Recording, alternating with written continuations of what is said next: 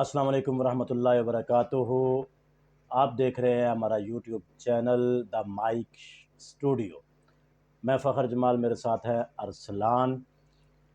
तो आज की हम बात करेंगे इस चैनल के अंदर। हम आपको क्या मिलेगा जी, इस चैनल के अंदर आपको दिन भर की जो ख़बरें हैं वो आपको सादा सी ज़ुबान के अंदर, सादा अल्फाज के अंदर आपको समझाने की कोशिश किया करेंगे कि आज जो गुज़रा दिन है उसके दिन क्या हुआ, कौन सी सियासी जो है वो मालूमात है, कौन सी सियासत के अंदर क्या हो रहा है, या पूरे मुल्क पूरी दुनिया के अंदर कौन सी ख़ास ख़बर है, उसके बारे में हम इस चैनल पे बात जी किया बिल्कुल। करेंगे। तो आज जो है हम बात करेंगे, सबसे पहले अरसलान भाई, बहुत ही एक अफसोसनाक वाक़या हुआ। पाकिस्तानी जो कि डंकी, जिसको आम ज़ुबान में कहते हैं, डंकी लगाकर यूनान जाना चाह रहे थे, तो वहाँ पे वो कश्ती जो है वो डूब गई और उसके अंदर तकरीबन 400 पाकिस्तानी जो है वो शहीद हो गए हैं। उनको हम शहीद ही कहेंगे क्योंकि वो रोज़ी की तलाश में गए थे यहाँ पे। अब क्या कहेंगे अरसलान भाई, ये मुल्क या जो है वो कितना गरीबों के लिए कितना बिल्कुल, जो है वो हो चुका है, इसमें रहना मुश्किल हो गया है, हालात इतने मुश्किल हो गए हैं कि लोग इस तरह गैर कानूनी तरीके से बाहर जाने की कोशिश करते हैं। बिल्कुल। तो पहली बात क्या तो ये है कि ये बिल्कुल गलत है, ऐसा करना बिल्कुल गलत है। वो जो लोग हमारे चैनल को देख रहे हैं, हम उसे उन्हें यही तलकीन करेंगे कि ये बिल्कुल गलत है। आप अपने माँ बाप आपको पालते हैं, बड़ा करते हैं। आप ज़्यादा पैसे कमाने की बजाय घर बैठे घर बैठ के किसी फैक्ट्री में, किसी रेस्टोरेंट में, कहीं भी आप थोड़ा घर में कमा लें, मेहनत बिल्कुल, कर लें, मजदूरी कर मज़दूरी कर लें, लें, घर जाके शाम को घर रहना, वालिदैन के पास, वालिदैन के अगर पास रहना, शादीशुदा हैं बच्चों के पास। अब मैं सारा दिन यहाँ पे ड्यूटी करता हूँ, रात को बच्चों में जाता हूँ, सारी थकन दूर हो जाती है। थकन दूर हो चाहे जाती है। थोड़ा कमा लो लेकिन यहीं पे कमा लो। और जहाँ तक मेरी मालूमात है अरसलान, 20-20 लाख रुपए दे के वो गए हैं। अब यहाँ पे अगर 1 लाख रुपए से भी आप काम शुरू करें ना, कोई भी, 1 लाख तो बहुत बड़ी अमाउंट है। 50,000 में भी आप यहाँ पे वो काम कर सकते हैं, रात को अपने बच्चों के लिए रोज़ी ले जा सकते वो हैं। जो पाकिस्तानी बच्चे हैं ना, उनसे मालूमात हुआ है कि वो कहते हैं कि उस कश्ती में इतने लोग सवार ही नहीं हो सकते थे जितने उन्होंने बिठाए हुए थे। बिल्कुल, डूबने का जो उस कश्ती के डूबने का मकसद, जो जैसे वो डूबी है, अगर ज़्यादा लोग ना होते तो वो ना डूबती, उनका कहना ये था। बिल्कुल 50 लोगों की जगह उन्होंने 7, 8, 800 7 8 लोग जो 800 हैं वो लोग थे। किए हुए थे। और पाकिस्तानी जो हैं उनसे बाहर वाले वैसे भी नफ़रत करते हैं। वो जो बच गए हैं वो कह रहे थे कि हमें जहाज़ डूबने से पहले ही 5-6 लोग मर चुके थे पानी की ना होने की वजह से, और जहाज़ का सबसे निचला हिस्सा जो है वहाँ पे उनको रखा हुआ था। तो ये भाई बहुत गलत है। वो प्लीज़ आप जो है वो अपने माँ बाप को दुख ना दें, अपने वालिदैन की फ़िक्र करें। अब वो घर जो उजड़ गए हैं, 400-500 घर उजड़ गया है, उनका पीछे कौन है? कोई तो हाँ, प्लीज़ ये हम तो यही रिकमेंड करेंगे कि आप बिल्कुल ना जाएँ, यहीं पे रोज़ी थोड़ी कमा लें लेकिन अपने बच्चों के पास रहें। तो दूसरी जो आज की न्यूज़ है अरसलान मियाँ, वो ये है कि एक तो असेंबली में खड़े होकर ख्वाजा आसिफ ने, जी, और दूसरा मज़ाकरात जो एक प्रोग्राम है हाँ जियो जी। न्यूज़ का, उसमें कैसर पिया है, इफ्तिखार ठाकर है। हाँ, उसमें एक शोबिज़ गर्ल आई थी और ख्वाजा आसिफ भी थे वहाँ पे। हाँ, वहाँ तो ओवरसीज़ के बारे में उन्होंने कुछ ऐसी बातें की हैं, पे। जी, बिल्कुल। तो वो आप बताएँ ज़रा कि उन्होंने क्या कहा? ओवरसीज़ वो ओवरसीज़ लोग होते हैं जो बाहर जो रहते हैं, हाँ यहाँ जी। से बाहर रोज़ी कमाने के लिए अच्छा गए फ़खर, हैं। वो कह रही थी कि जो बाहर के ममालिक, पाकिस्तान से बाहर जाते हैं लोग, वहाँ पे वॉशरूम साफ़ करते हैं, सफाइयाँ करते हैं, और पाकिस्तान में आकर वो कॉटन के कपड़े पहनते हैं और बहुत शोर-शराबे में रहते देखो हैं। अरसलान, बात ये है कि जो लोग बाहर गए हुए हैं ना, उनका फ़ायदा ना सिर्फ़ यहाँ के जो घर वाले हैं उनको होता है, बल्कि पाकिस्तान की रियासत को भी इसका फ़ायदा है, बहुत फ़ायदा होता हुकूमत को भी फ़ायदा है। है। जी, बिल्कुल, क्योंकि वो जो डॉलर पाकिस्तान में भेजते हैं उससे पाकिस्तान की मईशत जो है वो बेहतर होती बेहतर है। होती है। तो बहुत सारी रकम जो है वो बाहर से ये लोग भेजते हैं अपने घरों में, तो उससे हुकूमत को बहुत बड़ा फ़ायदा होता है। फ़ायदा होता है, तो ये बिल्कुल। बहुत गलत बात है, इसकी हम मज़म्मत करते हैं कि ख्वाजा आसिफ ने या उस लड़की ने जो कहा, वैसे भी ट्रेंड पे उसको बड़ी गालियाँ पड़ रही हैं, बहुत ज़्यादा। तो ऐसा नहीं होना चाहिए। کہ جو باہر سے پاکستان کے لوگ خدمت کر رہے ہیں تو ان کو آپ یہ کہنا باہر روزی کے مگر جو بھی کوئی کچھ کر رہا ہے لیکن اپنی محنت کر رہا ہے تو لوگ اپنی گریبان میں بھی پہلے جھانکنا چاہیے ان باتوں سے پہلے۔ تو اس کے بعد ہم بات کریں گے تھوڑی سی بجٹ کے بارے میں کہ پہلے جو ہے وہ وفاقی بجٹ پیش ہوا ہے جس میں تنخواہوں کا اضافہ وغیرہ وغیرہ سارا کچھ ہوا۔ آج جو ہے وہ صوبائی بجٹ پیش ہوئے ہیں بلوچستان کا، پنجاب کا۔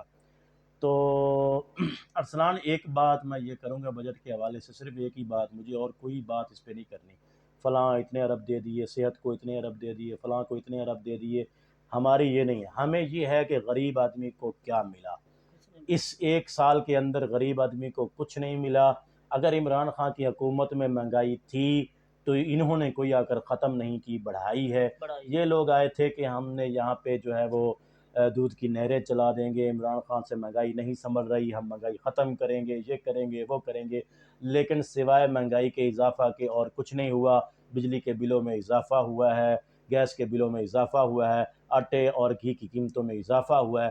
غریب کو تو صرف یہ چاہیے، غریب کو یہ نہیں چاہیے کہ صحت کو اتنے دے دیے، فلاں کو اتنے دے دیے، فلاں کو اتنے دے دیے۔ غریب کو تو گھر کی روٹی دال جو ہے وہ چاہیے۔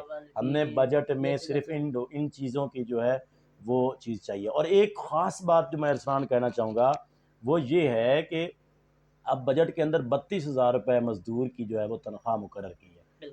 کیا 32,000 روپے کسی مزدور کو ملتا ہے مہینے کا؟ کسی کو بھی نہیں مل رہا۔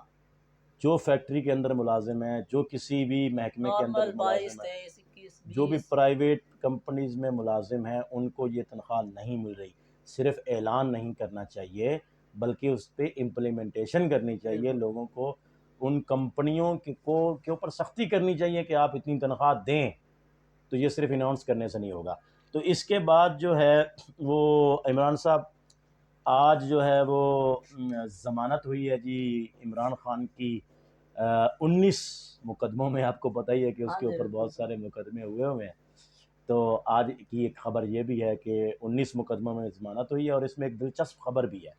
دلچسپ خبر اس میں یہ ہے کہ اسد عمر جس نے کسی کے کہنے پہ، اب لوگ کہتے ہیں کہ کسی کے کہنے پہ تحریک انصاف سے کنارہ کشی کی ہے، تو اس عدالت میں عمران خان سے ان کا سامنا بھی ہوا ہے۔ ہاں جی بالکل، میں ٹویٹر پہ آئی سی تصویر تو وہ میں نے دیکھی ہے۔ اچھا، اس میں اسد عمر کا انٹرویو ابھی چل رہا تھا کاشف عباسی کے پروگرام میں، تو وہ کیا کہہ رہا تھا کہ عمران خان صاحب سے میری ملاقات ہوئی ہے، انہوں نے مجھ سے پوچھا کہ آپ کی صحت کا کیا راز ہے۔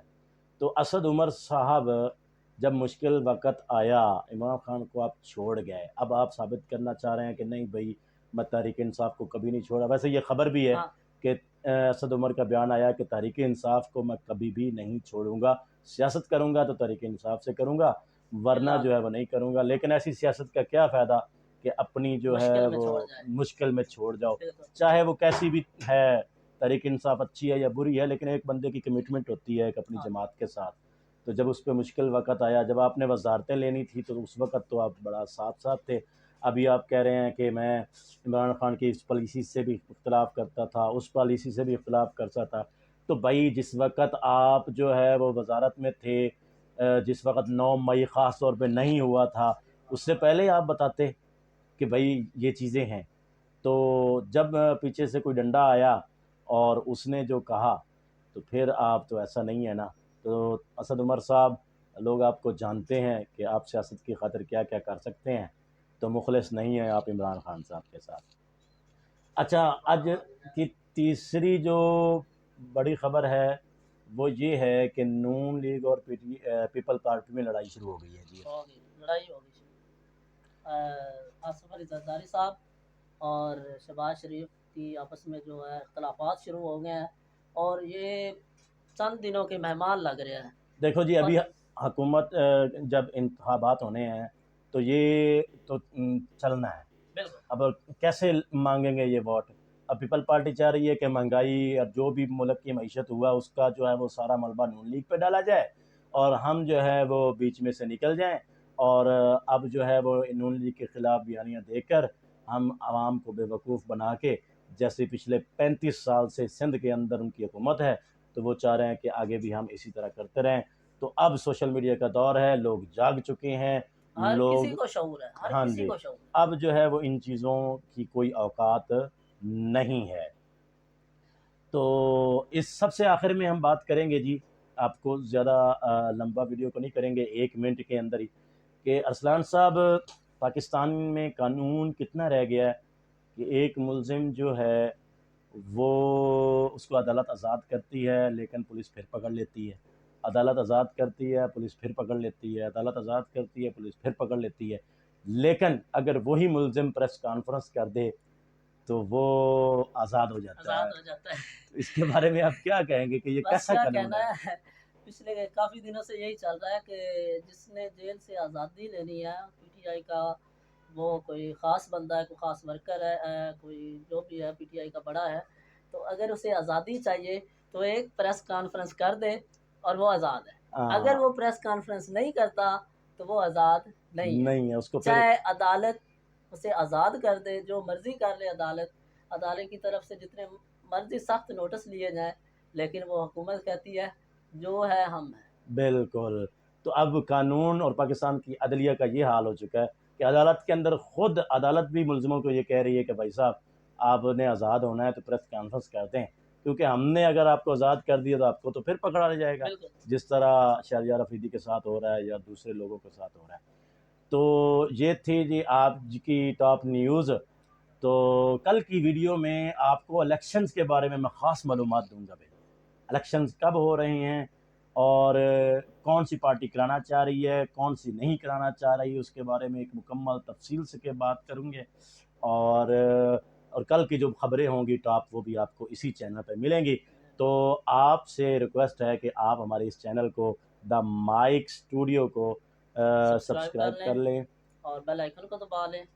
اور کمنٹس میں ہمیں سجیشن بھی دیں کہ کس طرح کی ویڈیوز آپ کو چاہیے۔ تو آج کے لیے بس اتنا۔ آج کے لیے اتنا ہی۔ خدا حافظ۔